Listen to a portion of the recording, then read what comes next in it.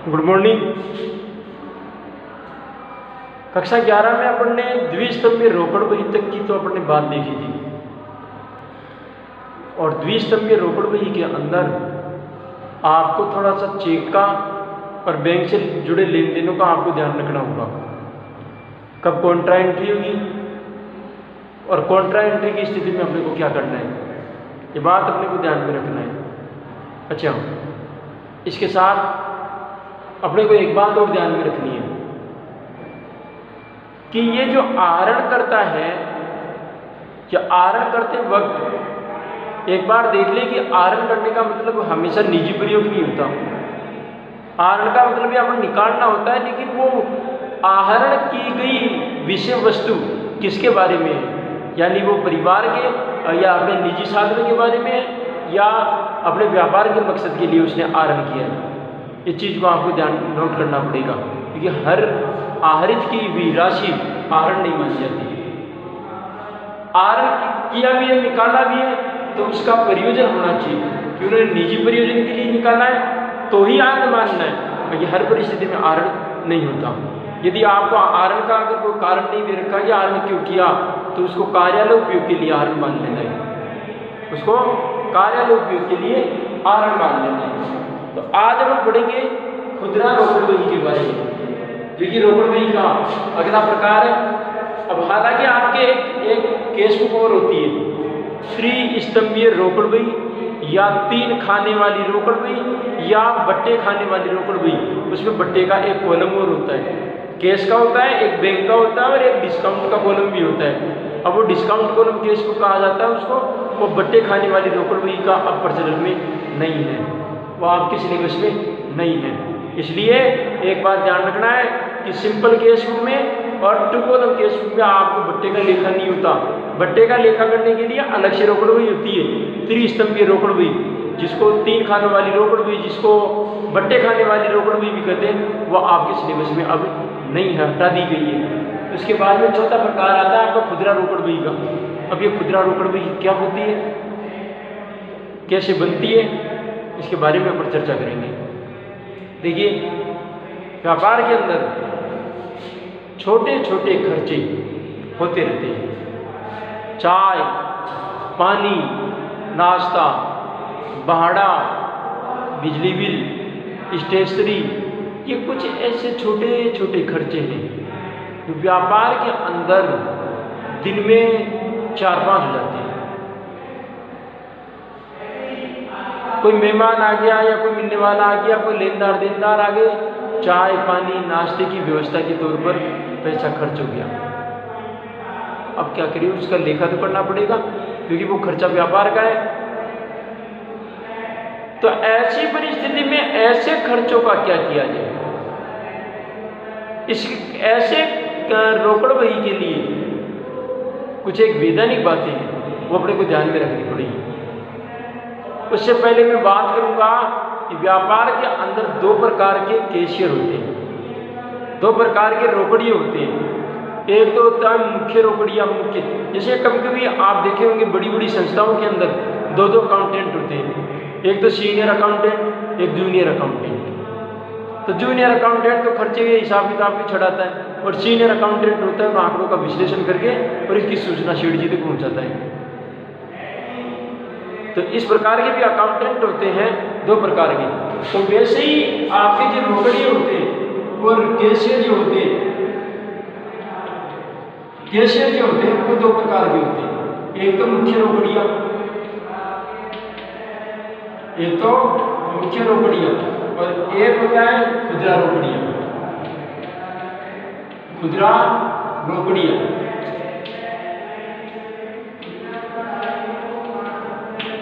तो 2 प्रकार के जो है कैशियर होते हैं, और दोनों ही प्रकार के जो रोकड़िए होते हैं उन रोकड़ियों में क्या फर्क होता है वो देखिए।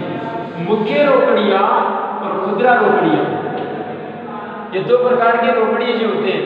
अब उनमें क्या होता है, ये मुख्य जो रोकड़िया होता है, मुख्य अकाउंटेंट जो होता है, सीनियर अकाउंटेंट, वो क्या करता है, दिन शुरू होते ही, ऑफिस खुलते ही खर्च पाने के लिए उसको एक निर्धारित पैसा पहले से ही दे देता है। जैसे कारोबार ओपन हुआ कारोबार के ओपन होते ही सबसे पहले 1000, 2000, 3000 जो भी है वो आपको एक निर्धारित अमाउंट वो इसको दे देता है खुदरा रोकड़ी को, कि बोले तेरा सारे दिन भर में इतने रुपए का खर्चा है, इतने रुपए में जो भी खर्च तेरा खर्चा होना होता है वो कर दे, और बाकी खर्चों का हिसाब बैलेंस बता करके, और वो बैलेंस हमारे को बता दे इतने का पैसा खर्च हो गया, ये इतना बच गया। तो वो खुदरा रोकड़िया क्या करता है, इस मुख्य रोकड़िया से कुछ निर्धारित धनराशि प्राप्त करता है खर्चा करने के लिए। वो निर्धारित धनराशि के अंदर दिन के अंदर होने वाले जितने भी समस्त खर्चे, वो समस्त खर्चे प्राप्त की हुई राशि में से खर्च करता है। समस्त जो खर्चे होंगे छोटे मोटे, वो खर्चे तो उस मुख्य रोकड़ी के द्वारा दी गई जो धनराशि है उस धनराशि में से वो खर्च करता है। जितना खर्च हो गया उसका ब्यौरा देगा, कितने रुपए कितने किस मद में खर्च हुए, कितने रुपए किस मद में खर्च हुए, इसका आपको ब्यौरा देगा। अब ब्यौरा देने के दौरान एक निर्धारित प्रारूप बनाएगा, निर्धारित प्रारूप बना करके और बैलेंस बता करके किसको दे देगा, मुख्य रोकड़ियों को। मुख्य रोकड़ियों उसको केस बुक के अंदर या किसी के अंदर केस बुक के अंदर क्या करेगा, उसको छड़ाएगा। पेटी एक्सपेंसेस के नाम से, पेटी केस बुक के नाम से, ये लो साहब इतना खर्चा हो गया। लेकिन ऐसे छोटे मोटे खर्चों के लिए अलग से एक रोकड़िया रखा जाता है, जिसको क्या कहा जाता है, खुदरा रोकड़िया। तो ऐसे छोटे मोटे खर्चों के लिए जो रोकड़िया रखा जाता है उसको क्या कहा जाता है, खुदरा रोकड़िया। ये खुदरा रोकड़िया क्या करता है, मुख्य रोकड़िए से एक निर्धारित धनराशि देता है और निर्धारित धनराशि लेकर के उस पर उस निर्धारित धनराशि में से सारे दिन के होने वाले खर्चों का भुगतान करता है, और भुगतान करने के बाद जो धनराशि बच जाती है उसका हिसाब किसको देता है, मुख्य रोकड़िए को। तो अब बात यह आती है कि ये खुदरा रोकड़िया इसका प्रारूप कैसे बनाता है, कैसे बैलेंस लिखता है, खर्चों का ब्यौरा कैसे रखता है, इसके बारे में अपने को चर्चा करनी है। देखिए, तो अब खुदरा रोकड़िया देखिए क्या करता है। इस खुदरा रोकड़िए का काम केवल इतना सा है, छोटे छोटे खर्चों का ध्यान रखना ओनली। उसे कोई मतलब नहीं है माल कितना आ रहा है कितना जा रहा है, उसको अपने काम से मतलब है कि मेरे को केवल छोटे छोटे जो खर्चे हैं उन खर्चों के बारे में अपने को निगरानी करनी है। जो भी छोटे जो खर्चे होंगे उसका मेरे को एक मैसेज करना है, सीधी सी बात है। लेकिन मुख्य रोकड़िए के द्वारा दी गई राशि से ज़्यादा खर्चा नहीं होना चाहिए। पहली बात, मुख्य रोकड़िए के द्वारा दी गई राशि से ज़्यादा खर्चा नहीं होना चाहिए। अगर खर्चा ज़्यादा हो गया तो आपको क्या करना पड़ेगा, मुख्य रोकड़ी को सूचना देनी होगी कि आपने जो पैसा दिया था वो तो खर्च हो गया और पैसे की आवश्यकता है। तो मुख्य रोकड़िया को लगता है कि अति आवश्यक है तो आपका मुख्य रोकड़िया पैसा देगा, वरना नहीं देगा। अब देखिए, अब खुदरे रोकड़िए के पास में मान लीजिए 2000 रुपये का पेमेंट कर दिया मुख्य रोकड़िए ने। खुदरा रोकड़िया अपनी बही में 2000 रुपये की प्रविष्टि करेगा, मैंने प्राप्त किया मुख्य रोकड़िए से 2000। अब इस 2000 का करेगा क्या, खर्चा करेगा। खर्चे के लिए कॉलम बनाएगा, जलपान का खर्चा, किराए का खर्चा, पोस्टेज का खर्चा, चाय पानी का खर्चा, ये तमाम तरीके के जो खर्चे दिन में होंगे उनके कॉलम बनाएगा। और जो भी खर्चे होंगे उन खर्चों को मदवार लिखेगा और तारीख का ध्यान रखेगा, मद का ध्यान रखेगा, और लास्ट में बताएगा कि इसका प्रत्येक मद का टोटल कितना हो गया, प्रत्येक मद का टोटल कितना हो गया ये भी बताएगा। और जो टोटल हुआ उस टोटल का मिलान करेगा प्राप्त की हुई राशि से, प्राप्त की हुई राशि से। अब जो भी प्राप्त की हुई राशि है उसका आपका अंतर ज्ञात करेगा।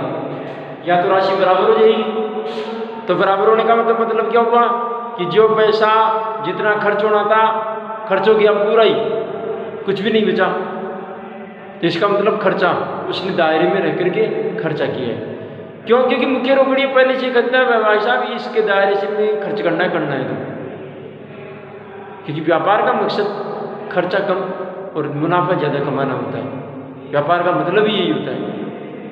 तो अब आपका जो आपकी इनकम है, इस इनकम से आपका ये खर्चा बेच जाएगा।